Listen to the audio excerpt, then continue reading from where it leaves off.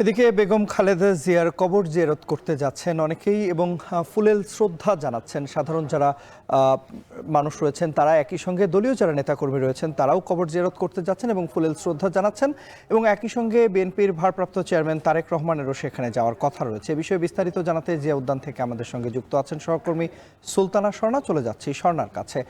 স্বর্ণা, তারেক রহমান কখন নাগাদ আসতে পারেন জানতে পেরেছেন কিনা এবং সাধারণ মানুষ যারা রয়েছেন তারা কি এখনো আসছেন কিনা বিস্তারিত জানাবেন আমাদের। তন্ময়, সকাল থেকে আমরা লক্ষ্য করেছি শুধুমাত্র বিএনপি কিংবা বিএনপির অঙ্গ সংগঠনের যে নেতাকর্মীরা রয়েছেন কিংবা বেগম খালেদা জিয়া এবং তারেক রহমানের পরিবারের পক্ষ থেকে নয়, জনসাধারণেরও কিন্তু একটি বড় অংশ আমরা লক্ষ্য করেছি এখানে আসতে এবং সমাধিস্থলে তাদের শ্রদ্ধা জ্ঞাপন করতে। এবং বর্তমানে আপনারা দেখছেন এখনও সকাল থেকে শুরু হয়ে সন্ধ্যা 7টা পর্যন্ত কিন্তু এখনও পর্যন্ত আমরা লক্ষ্য করছি অসংখ্য মানুষ কিন্তু এখানে আসছেন এবং শ্রদ্ধা জ্ঞাপন করছেন। তবে একটি জিনিস আসলে জানিয়ে রাখতে চাই, আপনি প্রশ্ন করেছেন তারেক রহমান এখানে আসবেন কিনা। আজ রাত 8টা পর্যন্ত প্রশাসনের পক্ষ থেকে আসলে জানানো হয়েছিল যে এই সমাধিস্থলটি সর্বসাধারণের জন্য উন্মুক্ত থাকবে।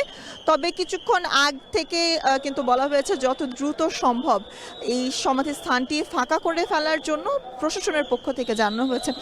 তাই কিন্তু আসলে আমরা ধারণা করছি তিনি এখানে আসবেন, তবে সেই ধরনের কিন্তু নিশ্চিত তথ্য বা তিনি এসেছেন কখন নাগাদ আসবেন এ ধরনের নিশ্চিত তথ্য আসলে দেয়া এখন পর্যন্ত সম্ভব নয়।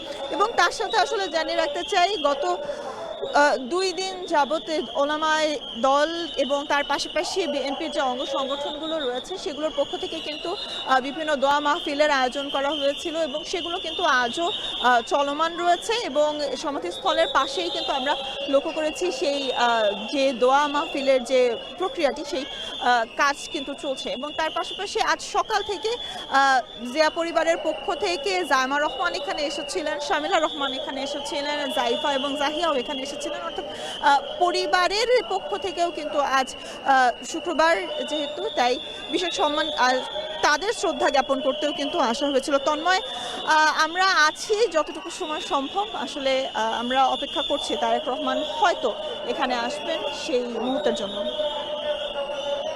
স্বর্ণা, নিশ্চয়ই পরবর্তীতে আমরা আবার আপনার সঙ্গে যুক্ত হব, জানবো সেখানকার সবশেষ খবরাখবর। দর্শক, জিয়া উদ্যান থেকে আমাদের সঙ্গে যুক্ত হয়েছিলেন সহকর্মী সুলতানা স্বর্ণা।